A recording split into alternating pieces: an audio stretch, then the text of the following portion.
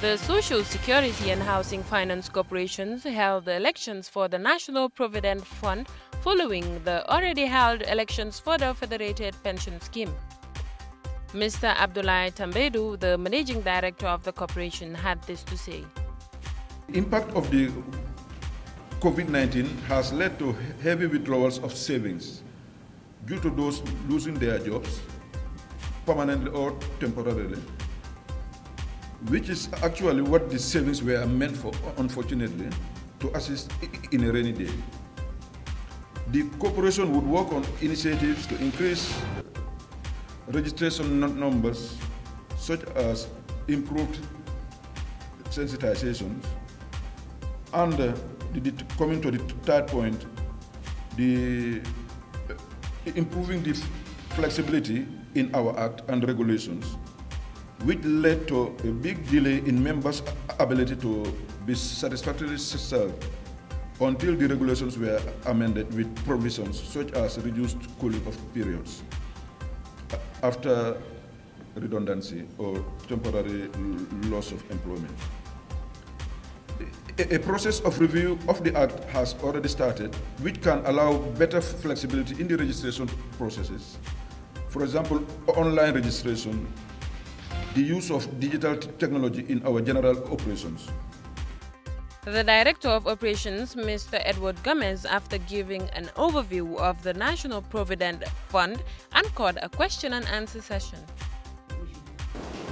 I think that's mainly what I wanted to suggest.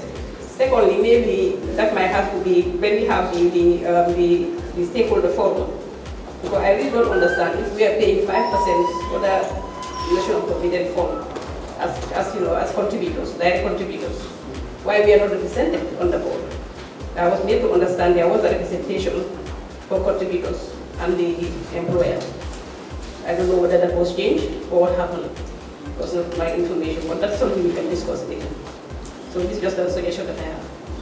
Mrs. Janet Davis, former representative of the National Provident Fund, after giving a report on the past 3 years she served, urged employers to desist from certain acts.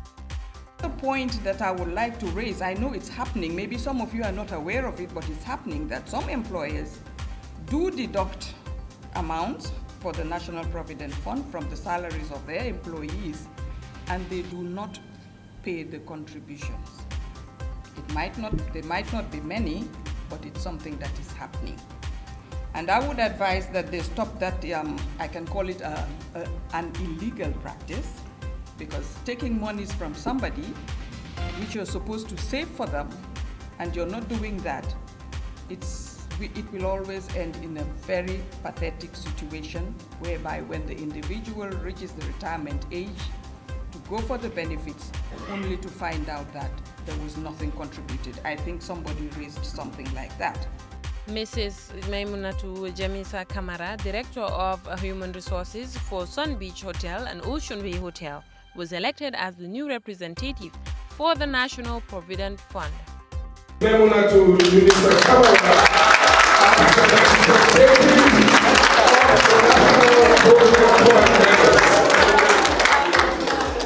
I felt that it's very timely. Since this has not been my first election to be elected by members, but this is the first time that I emerged to represent the National Provident Fund. And it's a great opportunity, and it's an opportunity that I've actually looked forward to. And I want to say Alhamdulillah, and I'll definitely walk to expectation, or if not beyond expectation, to create some level of change. For Sahel Network News, Ajaka Disanya.